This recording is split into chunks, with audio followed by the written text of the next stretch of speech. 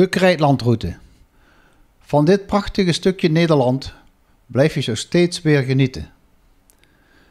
Omroep Krijtland heeft er een filmimpressie van gemaakt om iedereen te laten zien hoe mooi ons Krijtland is en wat dit allemaal te bieden heeft. De veelzijdigheid wordt weergegeven door de natuur met zijn bossen, heuvels en dalen, prachtige vergezichten, beken en riviertjes. Het toerisme met vooral zijn fiets- en wandelmogelijkheden en niet te vergeten de vele hotels, restaurants en gezellige terrassen.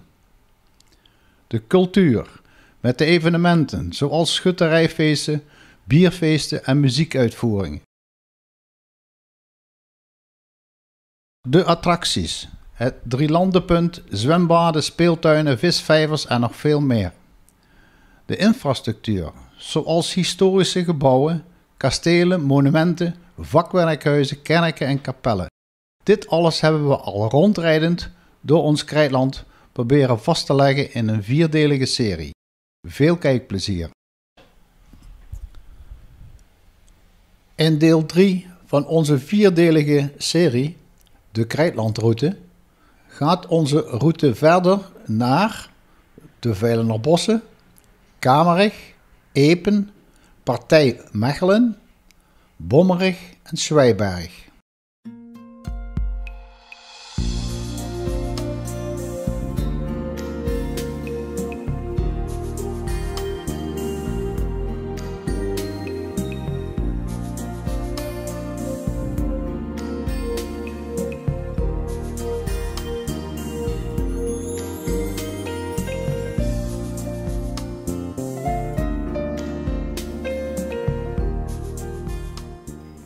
Het Vijlenerbos is een circa 650 hectare groot bos- en natuurgebied. De tamelijk uitgestrekte hellingbossen zijn gekenmerkt door steile hellingen met zeer forse hoogteverschillen.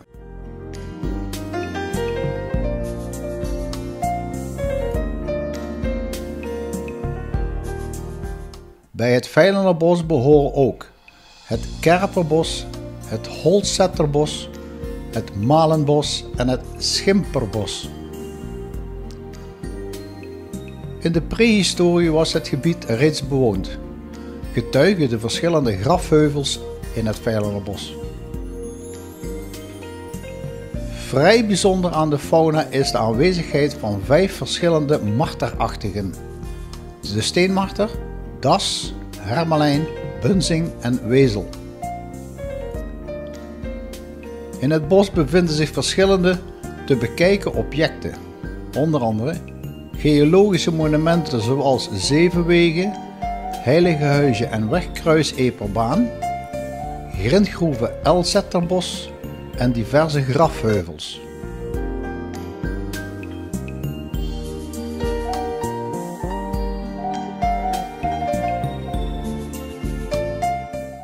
Al rijdend door de Vijlenerbossen vinden we op een gegeven moment een boscafé, het Hijgend Hert. Hier kunnen veel wandelaars en fietsers even een pauze nemen van hun prachtige wandeling of fietsroute door deze mooie bossen.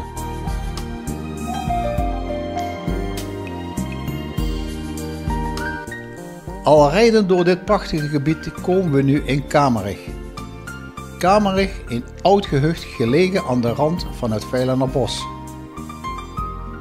Vanuit deze plek heeft men een goed uitzicht over de Belgische Ardennen en andere prachtige vergezichten. Dit buurtschap heeft een aantal vakwerkhuizen en boerderijen die dateren uit de 16e eeuw en kijkt uit over het Geuldal. De Stichting Natuur en Milieu heeft op 16 augustus aan de volgens hen 2 mooiste landschappen van Nederland 5 sterren toegekend.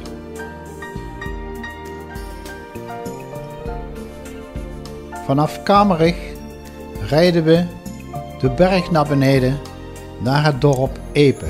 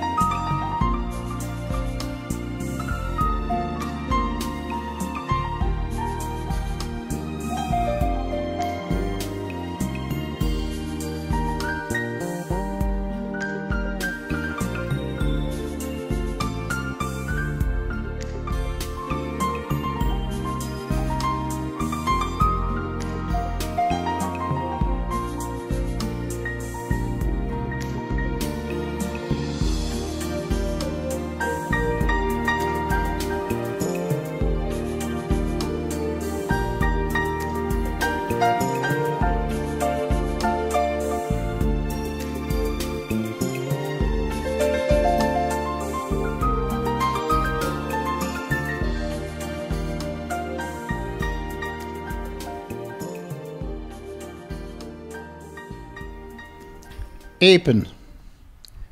Epe is ontstaan in de Romeinse tijd en nu erg bekend vanwege de vele vakwerkhuizen.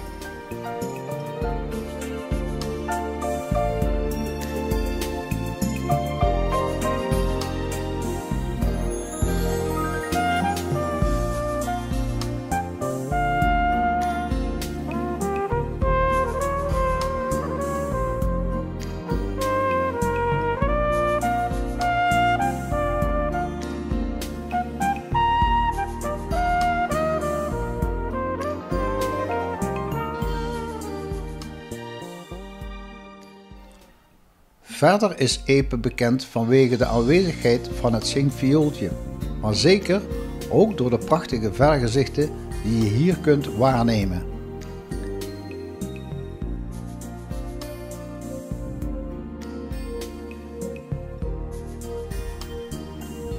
Epe is erg toeristisch en ontdekt door de mensen met belangstelling voor de natuur en voor de geologie. Vooral de Heimansgroeve is erg bekend.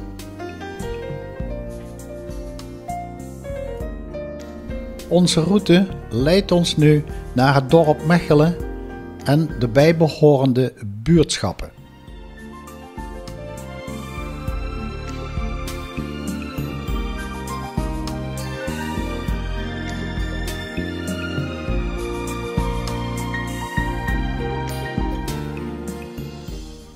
Mechelen. Mechelen is ontstaan als nederzetting rond een landgoed van de graven van Limburg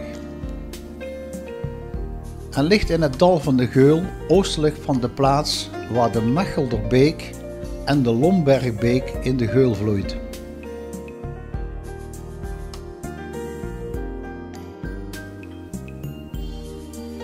Door Mechelen rijdend zien we in dit toeristisch dorp diverse markante gebouwen, zoals de Herenhof, een statig vakwerkhuis waarvan de oorsprong uit de 12e eeuw dateert. Het Panhuis, hier was een dwangbrouwerij gevestigd, waar vroeger door de overheid verplicht het bier gebrouwen werd.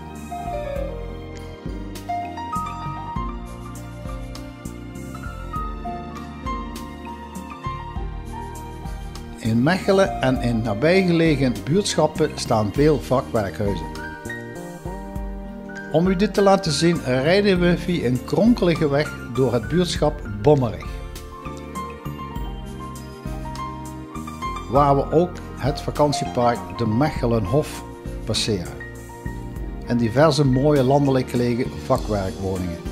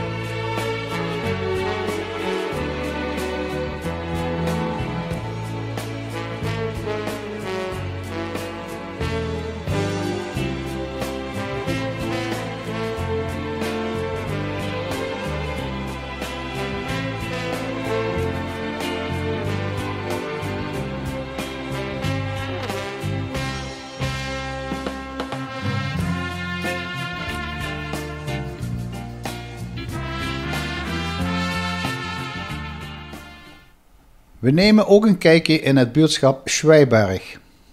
Dit is echt de moeite waard vanwege de vele vakwerkhuizen.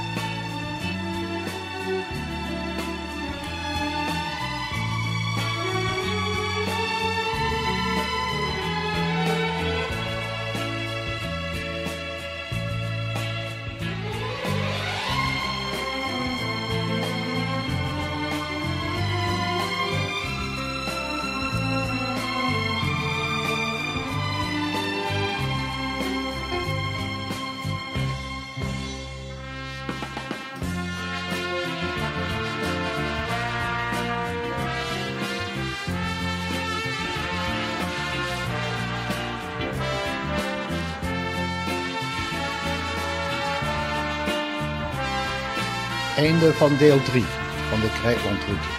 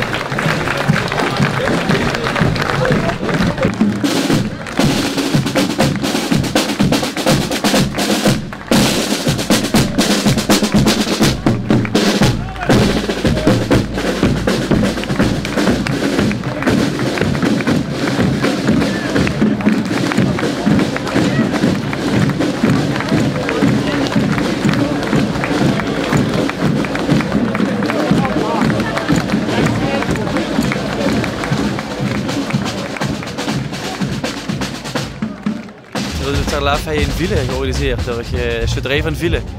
Eigenlijk in samenwerking met de Stichting, die werden opgericht. Ja, een prachtige locatie in de oostkant van Ville. Ja goed, het is net klaar met de optocht, alle mensen zijn op het terrein. En de wedstrijden zijn net begonnen, en drukte van je welste. Schietwedstrijden vangen, gelukkig met weer. Dus we zijn enorm trots en heel erg gelukkig dat het zo is verlopen. En voor anderhalf uur zal het heel anders uit. En dan ben ik heel erg blij om de jullie allemaal te zien. En om dit te kunnen verwelkomen. En dat is eigenlijk ja, voor ons in het droom uitkomt dat het ook zo, zo uitgekomen is. En soms loopt ze met een evenwichtsbalk. En dat wordt deze middag weer. En daar heel weinig van meekrijgen, denk ik. Maar het wordt even spannend. En we zijn heel blij erom in ieder geval. De gemeenschap doet nooit tevergeefs een beroep op de schutterij. Vereniging wordt door jullie met hoofdletters geschreven. En we hopen dat in ieder van jullie met veel voldoening zal terugkijken op dit feest. En dat jullie allemaal ook winnaars mogen wagen. En met dit feest kan dat eigenlijk nauwelijks anders. En daarmee verklaar ik het zelf officieel voor geopend.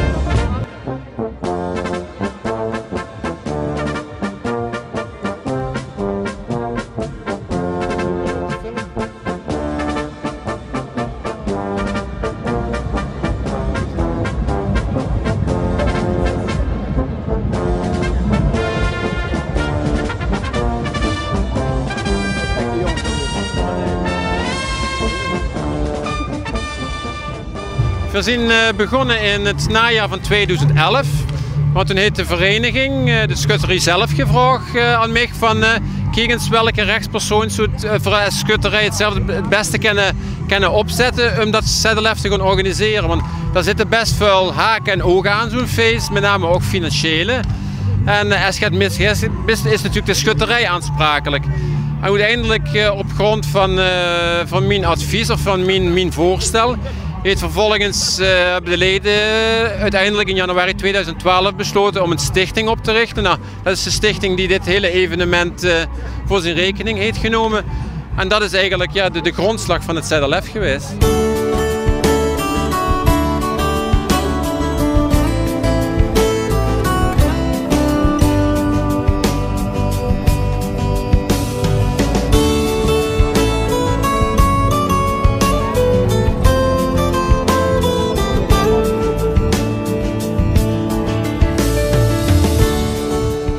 Goed, we hebben de eerste keer hier in Villa ZLF in 1950 georganiseerd. Toen gebeurde nog alles met de gum en met het potlood en weet ik wat allemaal.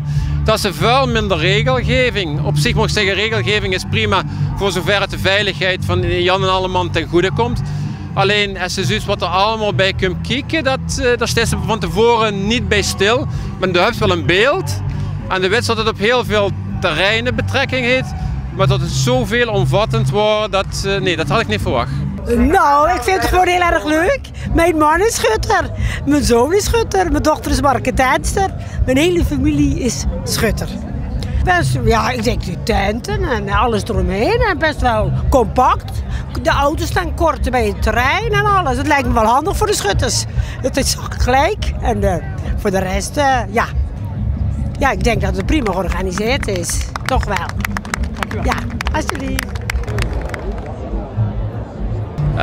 Nou, als je ziet wie het hier aan toe gaat, wie voor u hier zit, dan mocht ze alleen maar blij zijn tot het een geslaagd feest is. Maar het is van, goed, eigenlijk moesten de hele periode van 2,5 jaar bekeken. Nou goed, en dat heb ik al eens vaker uitgesproken van dit soort evenementen, dat dit niet ene persoon, dat doet voor ook niet als bestuur zijnde alleen, dat doet voor met de ganse verein en met de ganse gemeenschap van Vielen. Daarvoor hebben we voor u nodig die ons financieel ondersteunen, die gronden beschikbaar stellen. Nou goed, en ik moet zeggen, dat is vanaf het eerste moment ook met de ondersteuning van de gemeente is dat 100% perfect gelopen. Dat is eigenlijk geen enkele wantklank geweest en iedereen had gewoon één doel. En dat is gewoon dat weekend van 18, 19 en 20 juli moet perfect lopen. Nou, en ik denk van, ja, kijk om ons heen, kijk de afgelopen 2 dagen. Ik denk dat het gewoon perfect gelopen is. En als ik me vervolgens zou vragen, zou je dat de volgende keer op een andere manier doen? Dan zou ik zeggen, nee. Ik denk van, we hebben als vereniging, als collectief perfect geopereerd. We hebben met z'n allen de perfecte ondersteuning van derden gekregen. Ja. En die samenwerking, ja, dat biedt het resultaat wat we nu met z'n allen zijn. Holland! Pas!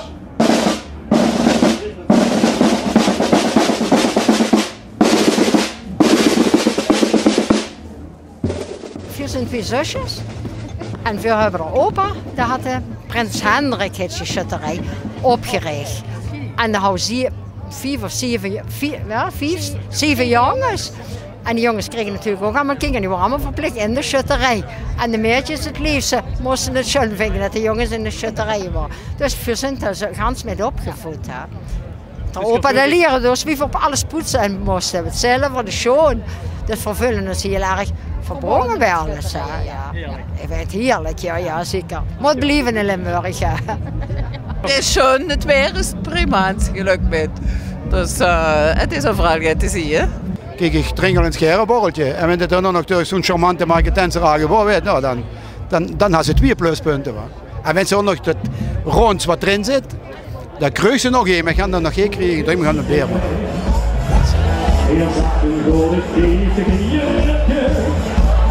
Maak ik van een brugje zonder slikken. Slippen die begingen gaan creëren.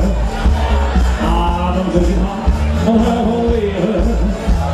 Helemaal precies naar de loop. Helemaal met een zak die geus niet valt. Het heel getrouwens die niet groot was.